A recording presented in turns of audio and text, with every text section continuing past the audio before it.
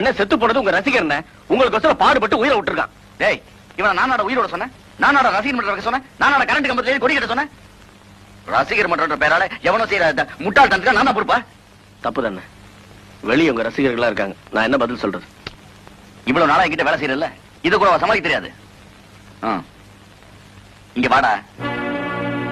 போய் இந்த செய்தியை கேள்விப்பட்டதும்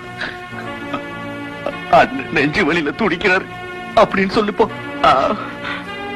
நெஞ்சு வலி.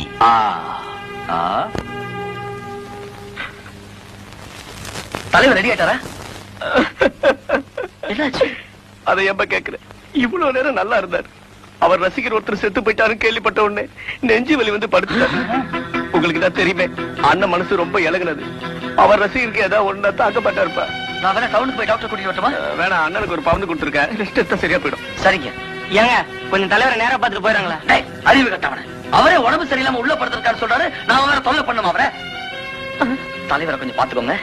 கண்டிப்பா. நடக்க வேண்டிய நம்ம பாத்துக்கலாம். வாங்கடா போலாம். சரி சரிடா.